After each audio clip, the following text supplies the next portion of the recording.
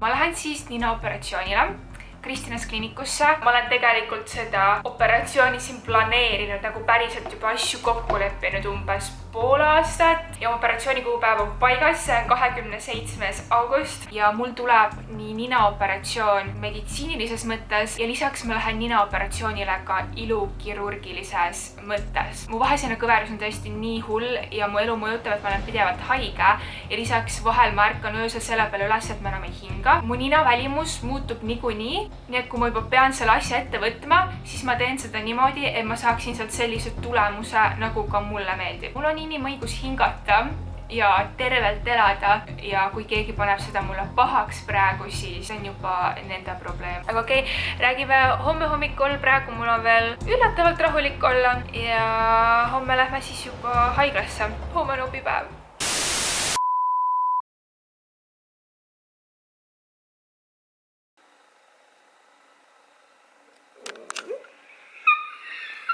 Ma ei oska isegi rääkida enam. Nii, kell on 8:47 ja ma pean 9:30 kohal olema. Siis mul isegi hääl väriseb. Ma pole ammu mitte millegi pärast nii närvis olnud. Ja also tahaks väga vett juua. Mu suurim hirm oli see, et äkki ma kogemata öösel söön, joon, mitte ma seda kunagi teeks. Sellega on vist safe. Ma käisin pesemas ja pesin hambad ära, ehk rohkem mul kokkupuudet veega ei tule. Ja ma vaatan praegu Modern Family't. Ma lihtsalt keskendun sellele. Kui see läbi saab, see saab kell 9 läbi, siis pean mina ka ära minema. Nagu näha, ma olen enda palatis koha peal, kui tavaliselt Kristinas kliinikus kõik konsultatsioonid, asjad on 6. korrusel, siis praegu esimest korda ma olen 8. Ma näitan siin teen väikse palatituuri. Mul on siis siin sellised uksed ja siin on 2 voodit. Ma valisin selle ja mulle öeldi, et mul ei tule kedagi kõrvale, mis on hea, et mul on natuke privaatsem võib-olla olla. Siia toodi mulle riide, mis ma pean nüüd kohe selga panema. Need on trombi ei tekiks, sellised sukad. Siin on pidžaamad ja siin väikses topsis oli minu ainus tänane vesi, see anti mulle selleks, et tablett võtta. Siin on aknad, seal on telekas, riidekapp ja kraanikauss. WC on eraldi toas ja isegi konditsioneer, aga seda ma ei hakka tööle panema, sest ma tean, mul tuleb muidu nohu. Siin voodi juures on väike istumisala toolidega. Ma panin enda asjad siin välja. Ja siin laua peal on mul kaamera asjad ja siis ma võtsin endale raamatu kaasa, mis mul on hetkel pooleli ja lihtsalt telefoni. Ma ei hakanud arvutitega midagi võtma.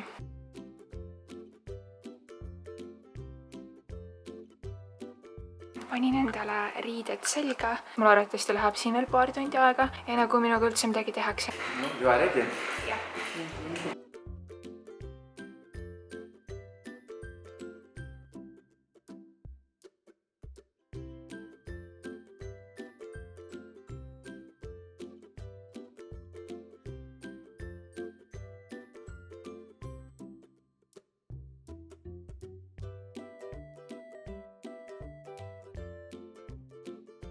Ma läksin enda kiireks, mis ei jõudnud seletada, aga öeldi, et ma pean siin pikemalt ootama, aga neil läks rutem ja siis mind ruttu viidi arsti kabinetti, kus ma sain enda mõlema kirurgiga kokku. Nad tegid mu ninale mingid märgised, natuke rahunesin maha selle konsultatsiooni peale. Ma lähen nüüd vist alla tunni pärast juba opi saali.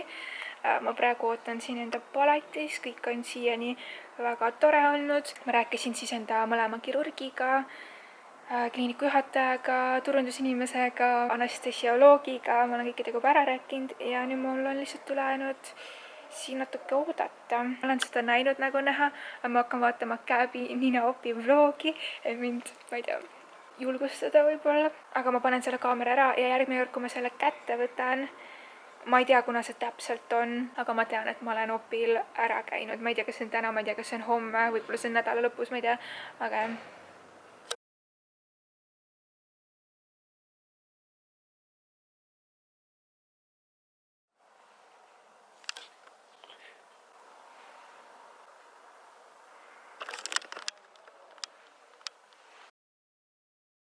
update kellad.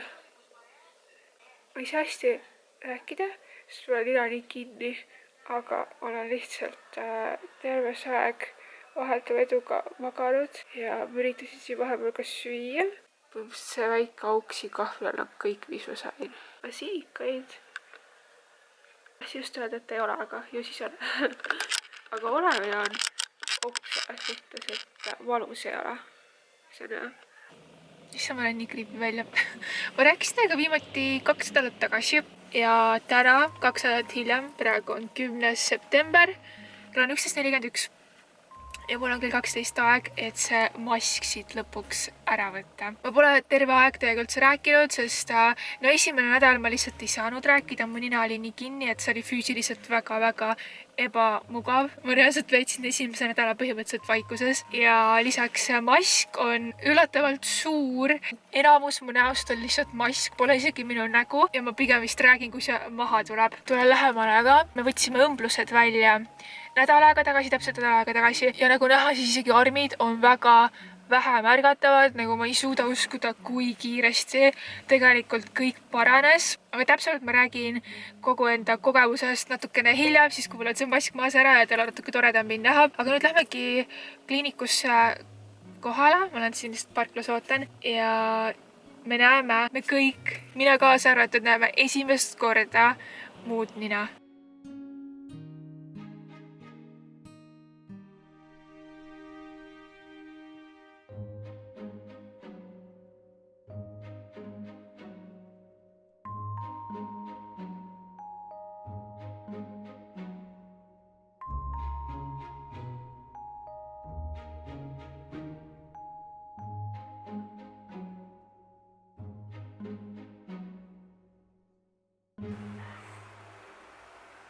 Ma olen sellele videole praegu tamsab, kui see tahab mu nina näha. Ja pidage meeles, mu nina on ikka veel küllaltki paistes, eriti nina ots eestvaates. Aga jah, see on see lihtsalt, milline ma näen välja 1 kuu pärast operatsiooni ehk taastumise väga-väga alguses. See paistetus läheb siin maha alles aasta jooksul, nii et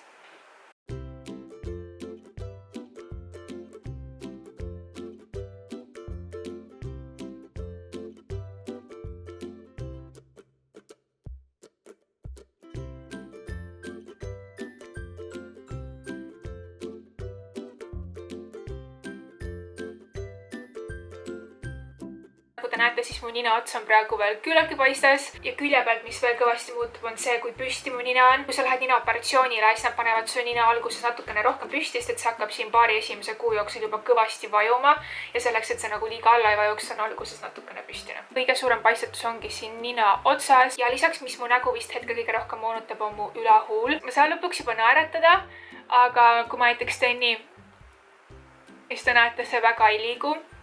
Et see läheb ka siin lähikuude jooksul korda. Ma näitan siit alt ka, mul on lõpuks ninaaugud. Ma panen siia kõrvale, milline mu nina siit alt enne välja nägi. See oli täiesti kõver ja mul olid aukude asemel pigem ninakriipsud, kus ei käinud siis üldse õhku läbi. Ja nüüd mul on lõpuks ninaaugud nagu normaalsel inimesel. Et jah, reaalselt no hate please, sest jah, ma võiksin veel olla paar kuud kuskil peidus, ennem kui mu nina hakkab enda lõpptulemusele lähedasem välja nägema, aga ma tahan uuesti alustada videote tegemist ja me kõik peame lihtsalt natukene kannatama, kuni see paistetus alla läheb. Kõige rohkem mind häirib praegu see huul, see vist moonutab mu nägu kõige rohkem, pluss siis see ninaots. Aga see läheb kõik alla ja külje pealt. Ma olen sõnatu, ütleme niimoodi.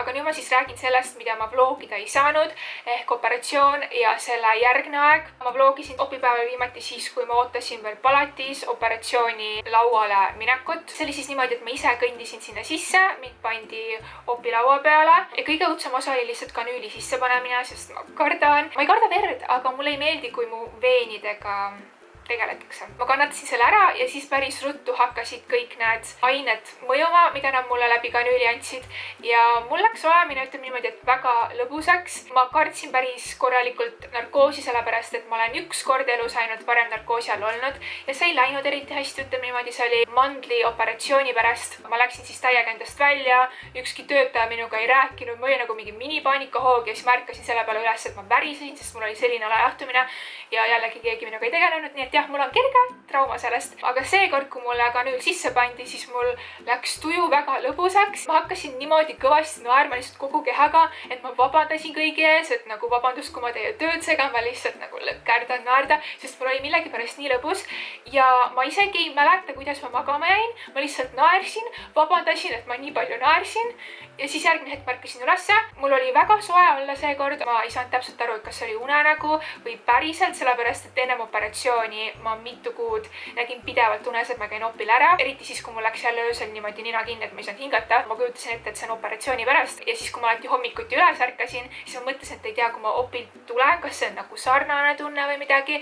Ja kusjuures see oli päris sarnane tunne, sest mingit valu mul ei olnud, mul lihtsalt oli nina kõige rohkem kinni, mis mul üldse elus on olnud, mitte mingit õhku sealt läbi ei käinud ja mul oli ninas selline tunne, nagu ma oleks nina ära löönud ja võib-olla mul verd jookseks, selline nagu imelik selline sensatsioon, aga see ei olnud absoluutselt valus. Nii et jah, mingi aja peale ma sain aru, et see on kõik päris, mul on päriselt lõpuks kõik tehtud ja siis ma magasin seal operatsiooni järgses taastumispalatis natukene edasi. Kui tulid õed, aitasid mind püsti ja siis ma kõndisin juba täitsa ise enda palatisse ja siis mul käis päris korralikult pearing, lihtsalt narkoosist ja kõigest, aga mul ei olnud üldse paha, mul ei olnud valus isegi ja niimoodi mul operatsioon läkski ja hiljem nüüd ma sain teada, vaata ma rääkisin, et see operatsioon oli suures osas tervislikel põhjustel ja operatsiooni käigus, kui nad mul lahti tegid, siis mu põsskoobastest hakkas lihtsalt kõik välja voolama, sest mu põsskoopad olid täiesti mingit, ma ei tea, tatti asja täis ja mul polnud isegi õrna aimu, et mul on põsskoobastega probleeme, sest mul pole kunagi olnud põsskoopapõletikku, mitte midagi sellist. Aga jah, tuleb välja, et sellest mu nina nii vitt oli, tõesti asjad ei käinud ilusti läbi ja mu põsskoopad olid täiesti ääreni täis. Ja nüüd see tilgub siiamaani, mulle öeldi, et see võib võtta umbes 6 aega. Et jah, nagu näha, see operatsioon oli väga vajalik. Kui ma palatisse jõudsin, siis mulle päris ruttu toodi süüa ja ka valuvaigistit. Söömise ja joomisega mul oli terve esimene nädal tegelikult päris palju raskusi, sest mu nina oli lihtsalt nii kinni, et kui ma neelatasin, siis mul oli selline tunne, et mu nina ja kõrvad ja kõik tõmbavad vaakumisse. See oli väga ebamugav, see polnud valus, aga see oli lihtsalt nii äärmiselt ebamugav, et isegi vett juua oli väga raske. Mulle toodi valuvaigisti, see oli tavaline 1000 paramaks, kui ma ei eksi. Kus ma võtan selle info praegu? Kas ma mäletan, et ma ei nii narkoosi mul. Minu meelest see oli tavaline 1000 paramaks ehk ei midagi nagu väga-väga kanget. Kuna mul erilist valu ei olnud, siis ma ütlesin õele, et ma ei hakka vist seda võtma, et nagu ma saan ilma ka hakkama, aga siis ta ütles mulle, et ma ei pea ju kannatama, et mul on ju niigi ebamugav olla. Kui see valuvaigisti vähegi aitab, siis ma võin selle sisse võttes tõesti ma ei pea kannatama ja selle peale ma nagu otsustasin ümber ja võtsin selle sisse ja üleüldse ma võtsin valuvaigisteid võib-olla esimesed 3 päeva ainult pärast operatsiooni. Kodus mul oli lihtsalt 500 paramaksid ja ma võtsin neid, ma ei tea, kas kord või võib-olla 2 korda päevas. Lihtsalt, et mul nagu võimalikult mugav oleks olla. See oli väga madala valuga operatsioon. Peamine valu oligi lihtsalt õmblused, need nagu tuikasid. Õmblused mul on siin all ja siis siin külgede peal. Ma ei tea, kas te näete. Ma väga isegi katan ei meigiga, sest mul niikuinii nina kogu aeg jookseb. Valu oli selline tuikav, kerge 10-st võib-olla maks 3 kõige raskemal ajal on ju. Enamus ajast ma pean mitte mingit valu, lihtsalt ebamugav. Järgmise päeva hommikul oli siis tampoonide eemaldus. Alustasin vasakust poolest. See oli lihtsalt väga ebamugav, sest need on väga-väga sügaval su ninas. Natuke koroonatestile sarnane tunne, aga hullem. Aga mu parem pool, see konkreetselt oli valus. Mul paremalt sidemed välja võeti. Ma pidin korraks täiesti pikali minema, mul hakkas pilt eest ära minema, mis ma kuulsin ka, et on üpriski tavaline. Mul läks paar minutit, et maha rahuneda, et see suurem pearinglus ära läheks. Ja sellega ma olin juba kliinikust vabastatud. Mulle öeldi, et nii kui ma tunnen ennast paremini, ma võin koju minna ja umbes tunni jooksul ma lahkusingi. Järgmiseks päevaks olid mul ka sinikad tekkinud. Ma olin valmis, et mul tulevad palju hullemad sinikad, aga ma ei tea, need väga hullud ei olnudki ja läksid umbes nädalaga, ma arvan mingi 8 päevaga täiesti ära. Ja esimesed 3 päeva pärast operatsiooni ma veetsingi enamasti magades. Ööpäeva jooksul ma magasin tunduvalt rohkem, kui ma üleval olin, aga see ei olnud selline mõnus sügavuni, sest ma üritasin enda pead kõrgemal hoida. Ma magasin lausa reisisele padjaga, sellise kujuga padjaga, et ma kogemata pead ei pööraks ja kuigi see oli efektiivne, pea püsis paigal, siis ei lasknud mul üldse magada ja lisaks mu nina oli lihtsalt nii kinni, et ma ma hingasin ainult 100% läbi suu ja kui sa niimoodi hingad öösiti, siis sul läheb kurk väga kuivaks. Sa enam ei mõista, kui sa ise koged. Mu kurk oli nii kuiv, ma pidin ruttu vett jooma, aga samas mul oli ju raske juua. Kui esimesed 5-4 päeva võib-olla läbi said, mul läks tunduvalt kergemaks. Ja esimese nädala lõpus läksin ma tagasi Kristjan's kliinikusse niite välja võtma. See on esimest korda elus, kui mul võeti niite välja ja mulle öeldi, et muidu niitide eemaldamine ei ole valus protsess, aga kuna nina on lihtsalt nii tundlik koht ja kuna seda just opereeriti, ehk see on ekstra tundlik, siis sellepärast see oli üpriski valus ja üpriski pikk, sest mul oli päris palju õmblusi, ma ei tea kui palju, aga nagu siit alt oli kõik kinni õmmeldud siit ja siis nina seest ka. Järgmine nädal mul möödus juba palju kergemini, mul oli nina juba vahepeal lahti, see on praegu siiamaani niimoodi, et on aegu päevas, kui mu nina on lahti, on aega, kui see on kinni ja pärast esimest nädalat ma hakkasin ka korralikult jälle sööma. Mul tuli lõhnataju tagasi, mul tuli maitsetaju, see kõik oli täiesti kadunud, sest nina oli nii kinni ja elu läks juba päris lihtsaks. Ainus asi oligi see, et ma üritasin magada selle reisipadjaga ja see hoidis mind öösel kogu aeg üleval ja lõpuks ennem teise nädala lõppu ma andsin alla, ma võtsin selle ära. Nii kui ma seda tegin, ma magasin jälle normaalselt. Täpselt 2 nädalat peale operatsiooni läksin ma siis maski maha võtma ja keegi ei suuda sind ette valmistada selleks, kui sa esimest korda ennast peeglist näed. Esiteks ja ilmselgelt sul on uus nina ja ilmselgelt ma teadsin, et see võib olla paistes, aga ma ei mõelnudki selle peale, et ka kogu mu ülejäänud nägu võib olla mõjutatud. Siiamaani see huul on suurem ja ei liigu eriti. Mul olid põsed paistes, mu kulmud, mis nüüd liiguvad juba normaalselt, ei liikunud peaaegu üldse ja sellepärast mul olid nagu kulmud niimoodi alla vajunud. Ma teadsin, et see on vaid osa paranemisprotsessist ja see läheb ajaga paremaks, aga jah, kui sa esimest korda ennast peeglist näed, see ikkagi ehmatab päris korralikult ära. Lisaks terve mu nägu oli lihtsalt punane sellest maskist. Mulle meeldis mu nina, aga mulle ei meeldinud mu nägu, sest ma ei olnud üldse enda näoga, see oli hästi imelik. Ja siiamaani ma vahest vaatan seda huult ja mõtlen, et palju parem. Pärast maski eemaldamist oli muidugi olemine veel parem. Nina läks iga päevaga järjest rohkem lahti ja siis 3 nädala möödudes ma läksin jälle tagasi ja mul vaatas nüüd kirurg nina üle ja tegi mulle süste. Need on siis sellised steroidsüstid, mis aitavad paistetusega. Mulle tehti 3 süsti, siiapoole, siia alla ja nende süstidega ongi niimoodi, et mõni võib-olla saab ainult 1 korra, mõni võib-olla ei saagi, mõni saab veel aasta aega hiljem ja mõni saab isegi veel mingi 2 aastat hiljem võib-olla neid süste. Ja need kindlasti aitasid natukene selle nina otsaga, aga jah, ma olen praegu nii paranemise algfaasis, et täiesti alla see ilmselgelt mu ninapaisetust ei saanud võtta. Ja need süstid on küll sellised, et võtsid mul korralikult pisarad välja ja ma lugesin, et see ongi niimoodi, et nagu kõigil on valus, mitte lihtsalt mina olen siin mingi tundlik. Nüüd on mul operatsioonist esimene kuu möödas ja mu hingamine on kõige parem, mis on ilmselgelt siiani olnud. Naljakas on see, et mu vasak pool, mis ennem oli mu probleemne pool, kust ei käinud eriti õhk läbi, on palju tihedamini lahti kui mu parem pool ja parem pool on nii seest kui väljast minu meelest natukene rohkem paistes ka ja kuigi mu nina pole veel 100% lahti, siis juba praegu ma hingan läbi vasaku poole paremini. Ma tunnen, kuidas mul tuleb siit rohkem õhku, sest ma olen harjunud, et sealt ei tule väga midagi. Ülejäänud nägu hakkab ka järjest rohkem liikuma ja paistetus hakkab alla minema. Aga nüüd ma vastan ruttu teie küsimustele. Mis on kõige hullem osa üldse planeerimisest saati? Valu poolest kõige hullem oligi niitide eemaldamine ja siis süstid. Ma ei tea, kumb on hullem, sest niidid võtsid päris kaua aega, aga samas süstid olid valusamad, aga need olid hästi kiired. Kuidas sa rahule jäid enda ninaga? Ma tean, et paljud on täitsa endast väljas, sest neil võib korralik suur kartul ees olla, aga mulle algusest peale meeldis mu nina, eriti siit niimoodi külje pealt vaadates. Ja ma arvan, kui see paistetus maha läheb, siis see tulemus siit tuleb parem, kui ma ootasin. Ma küll nägin neid simulatsioonipilte ja ma teadsin, et midagi sarnast võiks tulla, aga see tulemus just külje pealt on ikka väga-väga sarnane ja lisaks, mida ma üldse ei oodanud, on see, mida nad suutsid mu ninale siit eest teha. Videotest niimoodi te ei saa absoluutselt aru, sest mul on siin täiuslik valgustus. Välja arvatud siis, kui ma vlogin mitte parima valguse käes, siis on seda arvatavasti näha. Kui valgus polnud täiuslik, siis tihti mul olid siin sellised suured varjud.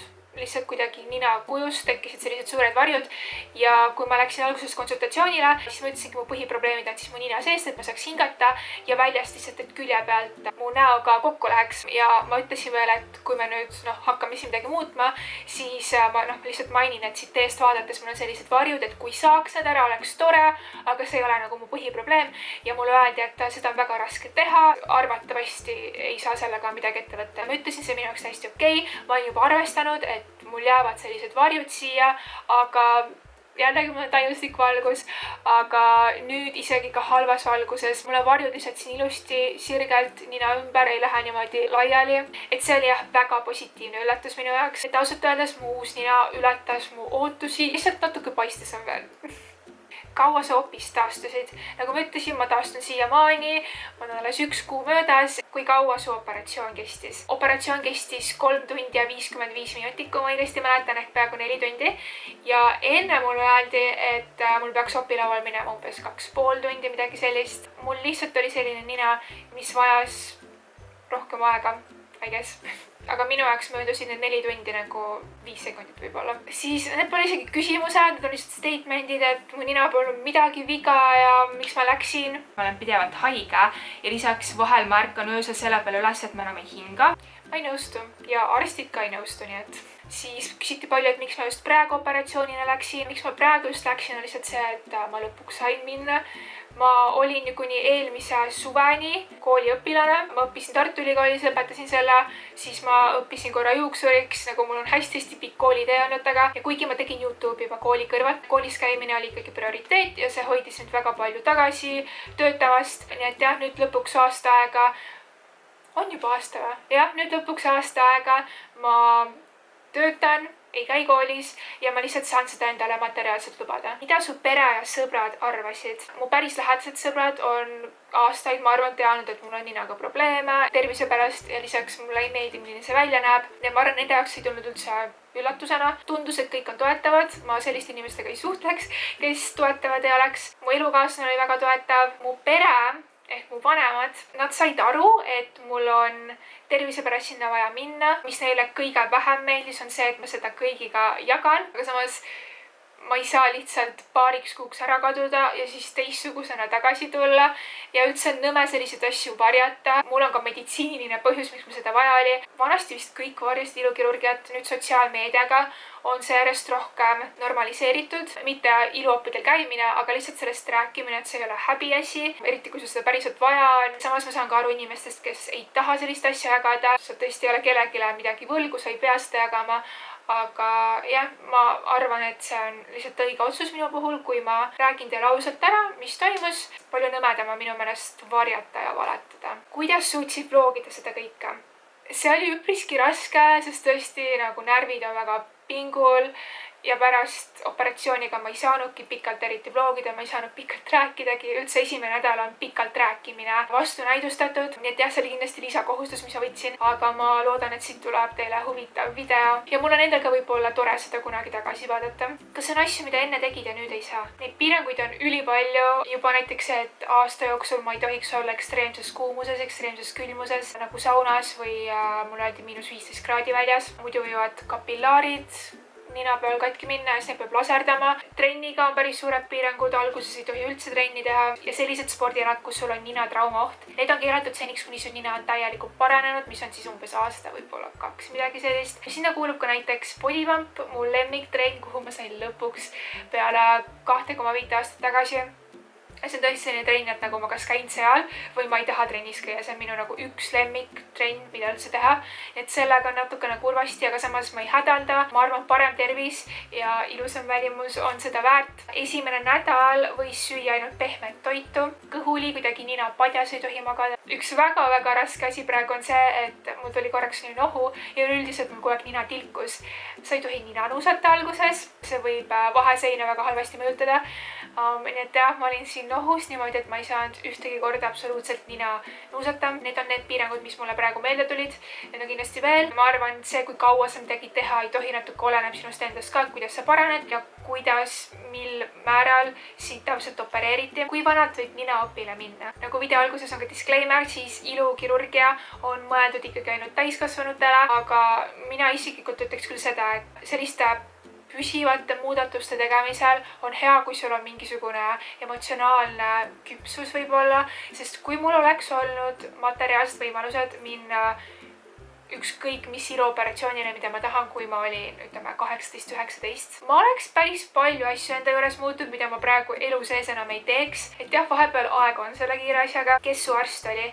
Mul oli siis 2 kirurgi. Ma panen nende nimed siia. Üks kirurg siis töötas mu vaheseina kallal, et ma saaksin ilusti hingata. Ja teine kirurg töötas siis mu nina välimuse kallal. Ja ma ei hakka neid nimesid välja hääldama, sest nagu näha, need on keerulised nimed ja ma ei taha kedagi disrespektida sellega, et ma lihtsalt ei oska nende nime hääldada. Nii et ma lihtsalt panen need siia. Need on ka video descriptionis olemas. Aga jah, ma arvan, ma nende küsimustega siin nüüd ka piirdun. See video on vist väga-väga pikaks ära läinud. Aga jah, see on minu nina reviil paranevas staadiumis peale esimest kuud, küllaltki paistes, eriti eest ja hulga, aga juba näeb, mis siit tulema hakkab. Ma hakkan nüüd siit edasi vlogima nagu tavaliselt, et siis te näete läbi vlogide, kuidas mul see paranemisprotsess on. Ma loodan, et teile meeldis see video. Kui sulle meeldis see video, siis kindlasti anna sellele thumbs up. Tegelikult lihtsalt anna sellele thumbs up, sest et see on suur asi, mida jagada, mida vlogida. Video shoutout'e ma hakkan tegema ka alles järgmisest videost. Aga jah, aitäh vaatamast ja ma näen teiega juba oma järgmises videos.